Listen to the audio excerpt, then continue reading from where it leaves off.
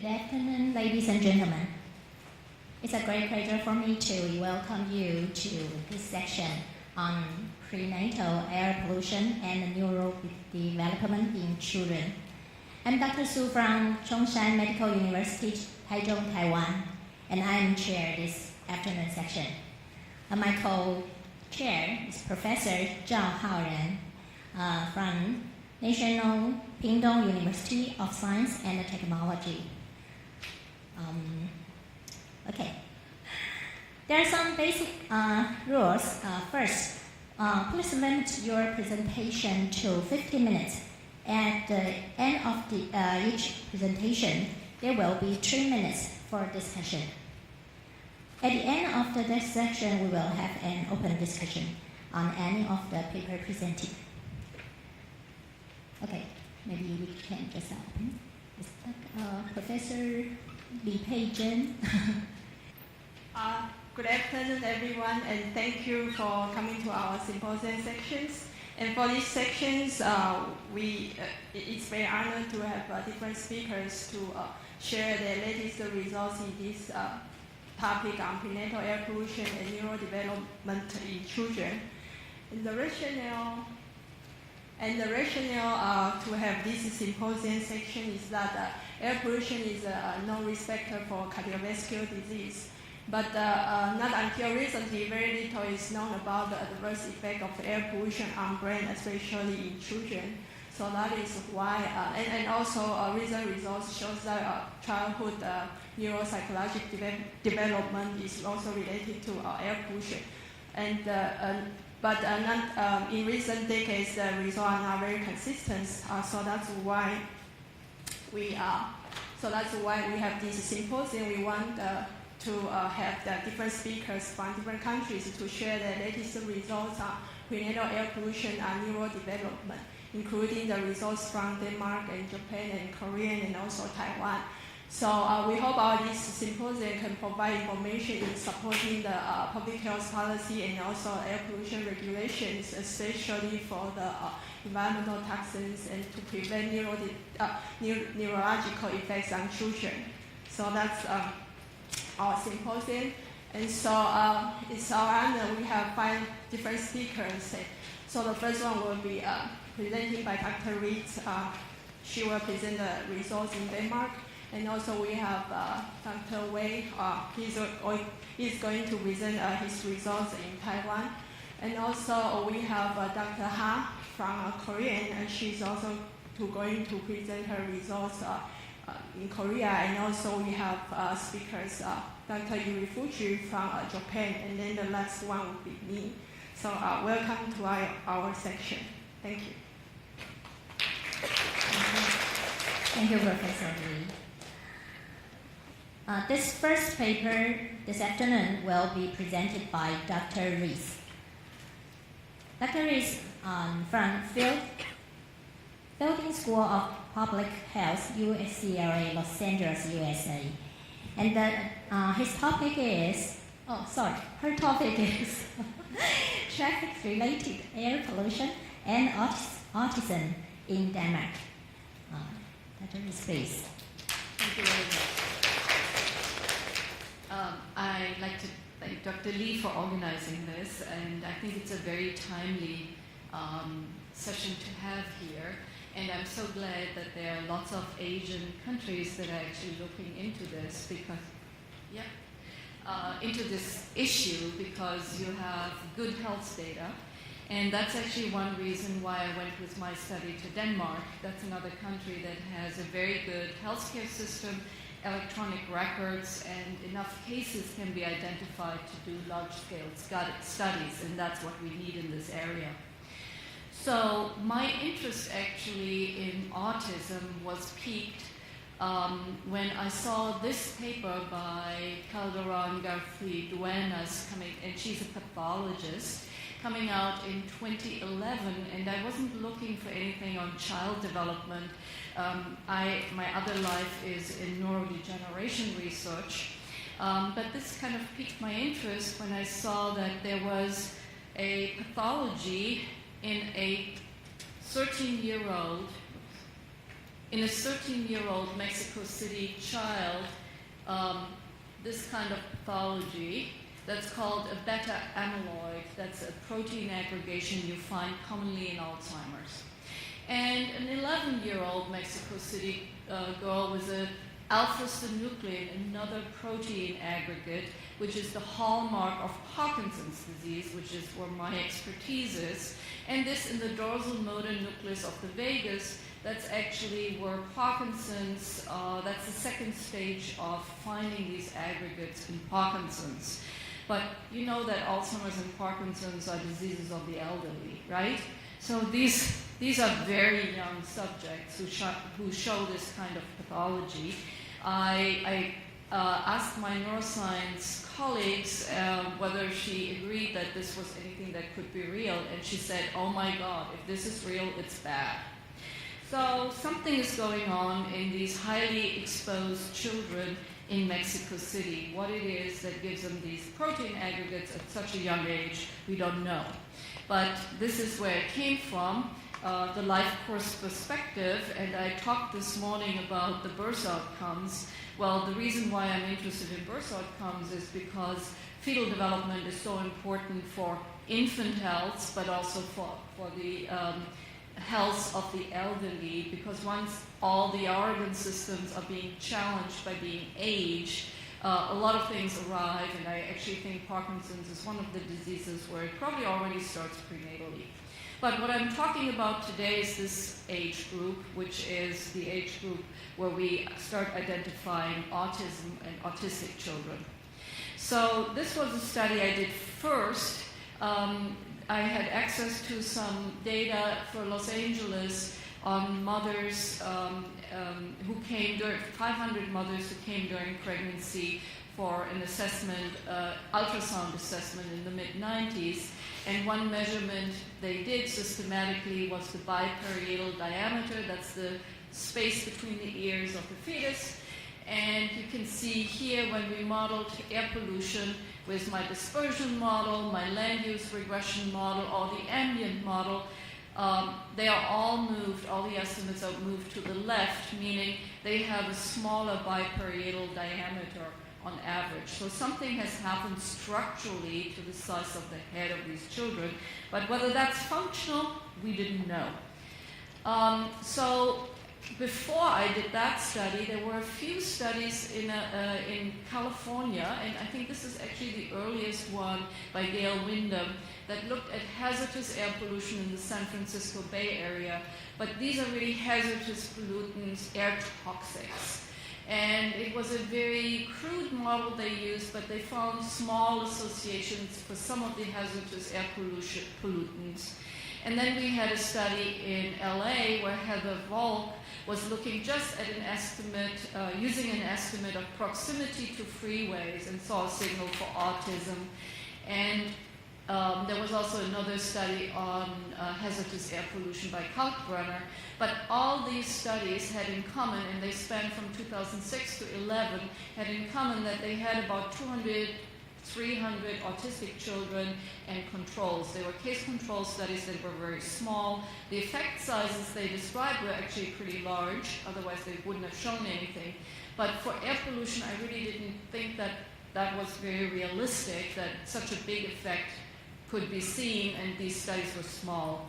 So the first big study was actually the one I conducted with my student Tracy in Los Angeles, where we merged the autism data from the Department of Developmental Services with the air pollution data in Los Angeles. We had 8,000. So these were 200, 300 kids with autism. These were 8,000 children with autism. And we did see an effect, but the effect size was small, about 10% increase with PM 2.5.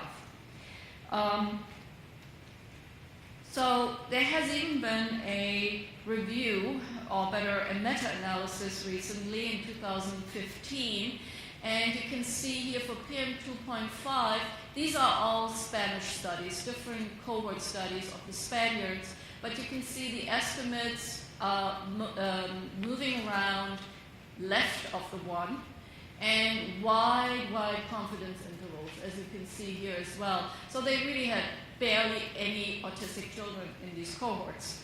And you can see RAS was a nurses' health study. They had about 250 children, and Evelyn Talbot in Emory also had about a few hundred children. And this study, Tracy and mine, were the 8,000 children. So it had actually a lot more weight than the other studies. But on average, you can see that the effect size is about 30% increase, but the confidence interval covers the one. So we don't really know, does air pollution or PM2.5 cause autism or not from these studies. So we need more studies, and we need better studies. This is a recent review that tries to explain how this all could happen, how diesel exposure might elevate inflammatory cytokines, and then eventually alter the brain structure, possibly, but these are suspicions, nobody has shown this, possibly through a glycoprotein called reelin that is related to cerebral cortex organization of neurons and density of synapses and dendritic spines. This is a way to try to explain this, but we need more epi data for sure, and here is some of the latest data. So in Denmark, we have the opportunity to have these amazing models. They are dispersion, land use regression combined models from AirGIS, and they estimate subjects' exposure to NO2 and NOx, but really what they are after is street-level exposures to traffic. So they use traffic configuration from the street, orientation, street widths, building heights, wind sector, amount of traffic, speed, etc. So it's a combination of many factors, local factors of street traffic density and type, urban background factors, and some regional background all go together in this AirGIS model. And it's been validated widely in Denmark, and they can go back in time to the 70s if you want to. This is how the children look like. So Denmark has a national health system with electronic records, a very good care for children and adults, and you can find autistic cases easily. We identified 20,000, but in this study with all the exposure data, we have 15,000 children born between 1989 and 2011. And we selected controls from the general population register, almost 70,000 of them that matched the 15,000. You can see, of course, that there are more male children who have autism than females, and this is the matching by sex, why we have the controls being male. And the birth years, you can see about 99% were born between 89 and 2009, very few in the more recent years. And most of these children live or were born in Copenhagen, because that's the most dense city, of course, and about 35% from provinces. And when it comes to maternal age, they were very comparable, and smoking, if anything, the cases smoked a little more than the case mothers than the controls. All right, so this is how the air pollution estimates came out. You can use this model to estimate NO2, SO2 particles and PM2.5, and you can see that over time air did get better in Denmark. So we have a slight decline in air pollution over time. And this is the correlation structure, as you would expect. The NO2 and NOx are highly correlated. They also are correlated somewhat with the PMs, but not necessarily very, very strongly, and neither is SO2. So we have a chance to maybe estimate independent effects. And these are the results. So using this modeling, you can see that we have a pregnancy average and then 9 months after birth, because it's unclear whether it's really the pregnancy exposures or the very early life exposures in autism because the brain develops in pregnancy, in the last trimester of pregnancy. The brain grows enormously and builds a lot of synapses, and then when the child is born in the first year of life, these synapses are being pruned, it's called. And pruned they are according to how the brain is using them. And when this pruning isn't done well, you have some of the neuropsychiatric disorders, including autism. So it's unclear whether it's the setup of all the synapses and the brain, or whether it's something that's in the first year of life. So we estimated NO2, SO2, PM2.10, and PM2.5, and you can see here our adjusted estimate tells us in pregnancy maybe a 10% increase in risk, but it's almost the same in the 9 months after. Well, we have this beautiful paper by Mark Weisskopf that says you should actually put them together in a model to see which period is more important. We did that, and you can see the one that survived is the 9 months after birth period. And the same is true for SO2, for PM10, and for PM2.5. So from these adjusted models, it looks like it might actually be the early life period rather than the fetal period that's important. And these are some spline models that we made for all the different pollutants, and it looks like there might be a dose response. So what you saw on the other slide was an IQR, per IQR increase. So sensitivity analyses are very important. We wanted to see whether there's any difference in the estimates, and these are the estimates I just showed you, the mutually adjusted for pregnancy, but they are the first year of life estimates. So for the non-movers, is anything different? Absolutely nothing. And this is just confirming what my collaborators in Denmark told me. They actually, if somebody moves in pregnancy, they will know because they need to go to the office right away and announce that, or else they lose their health care. I didn't really believe them, but it looks like they really have the addresses throughout pregnancy and early life down. The next question, is there a difference between boys and girls? And well, there's a little bit of wiggle of the estimates. For some pollutants, it looks like maybe it's more in males than females, but then it's different in another pollutant. And I'm not sure that I trust any of this. I would say, since they are all more or less coming from traffic, they affect males and females. And then, of course, the big question, is it time dependent, what we're seeing? So we split this data into two. Half of the kids were born between 89 and 99, and then between 2000 and 2013. The reason for this is that the models are much better and more highly validated for the later period than the earlier period. But also in the earlier period, I was worried about lead exposure because traffic is PM, but there's of course the lead was taken out of the gasoline in the late 80s, early 90s in Europe, so we could have a lead effect. But if anything, you can see here that the effect is actually stronger in the later years for NO2, which is a traffic marker, SO2, PM, and PM2.5, PM10 and 5. So concerning yes, most of the effects seem to have come from Copenhagen, but there's certainly also something from provincial and rural towns, at least for the SO2. And why that is, I'll show you in a minute. And is there a difference when we're looking at diagnoses of autism from psychiatric hospitals or from the younger cases? These are the more severe cases diagnosed earlier, and it doesn't seem to look like it.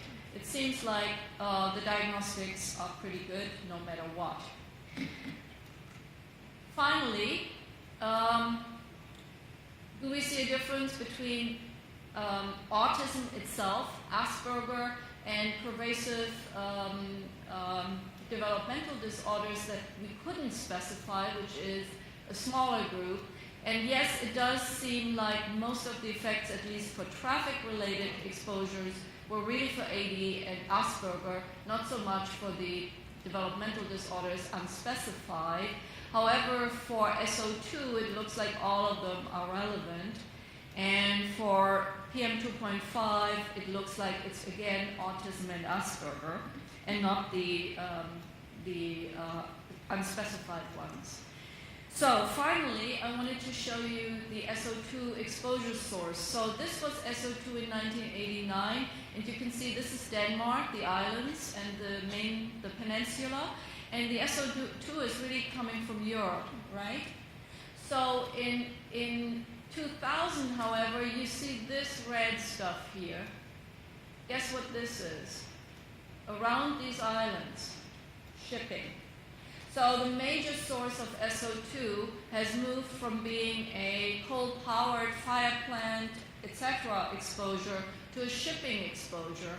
And I have a feeling the SO2 signal we are seeing in the provinces might be because shipping has many destinations also on the peninsula that's not Copenhagen, and the traffic is mostly bad in Copenhagen.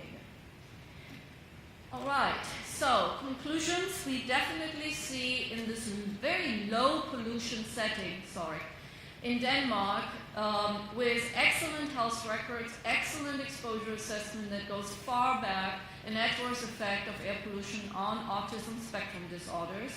It seems like traffic is most important, but I feel we also see at least a shipping signal. And it highlights that we should be looking at traffic exposures in terms of neurodevelopment more intensively. And these are my colleagues who contributed to the models and to the analyses. Thank you.